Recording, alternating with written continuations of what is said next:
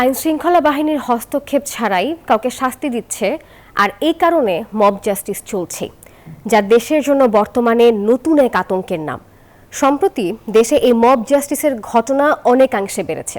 স্বরাষ্ট্র উপদেষ্টা বলেন, আইনশৃঙ্খলা বাহিনী ছাড়া অভিযান চালানোর এখতিয়ার ছাত্র জনতার নেই। আর অপরাধ বিশেষজ্ঞরা এই বিষয়ে বলছেন, সমাজে শৃঙ্খলা ফেরানো এখন জরুরি।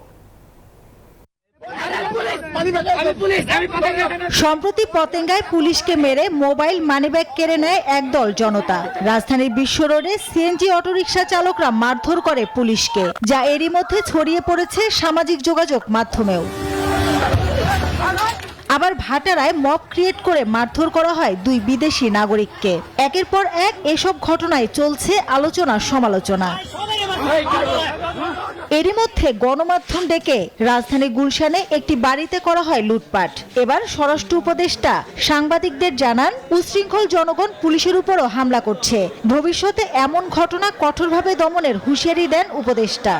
ভিজিল্যান্ট আছে, তৎপর আছে, এবং যে জায়গায় হচ্ছে তাদের কিন্তু আমরা আইনের আওতায় নিয়ে আসতেছি। ভবিষ্যৎ কথা শেষ করি, ভবিষ্যতে যেন এই ধরনের ঘটনা না ঘটে, এই জন্য আমরা চেষ্টা করে যাচ্ছি।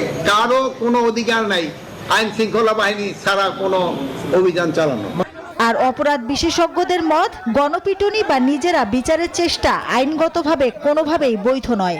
গণপিটুনির পরিবর্তে অপরাধী এবং এই ধরনের সামাজিক রীতি অথবা মূল্যবোধ ভঙ্গকারী অথবা বিরোধী গোষ্ঠীর বিরুদ্ধে গণপ্রতিরোধ কিংবা গণপ্রতিবাদ, এই সংস্কৃতির পথে হাঁটলে তখন সকলের মধ্যেই নিজ নিজ অবস্থান থেকে এক ধরনের সতর্ক বা সজাগ অবস্থা তৈরি হবে। আর এই সতর্ক এবং সজাগ অবস্থায় আইন ভঙ্গ করার পরিবর্তে নাগরিকদের দায়িত্বশীল করবে।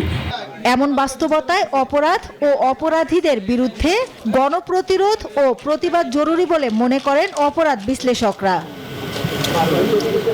মাসুদা লাবনী, নিউজ 24, ঢাকা।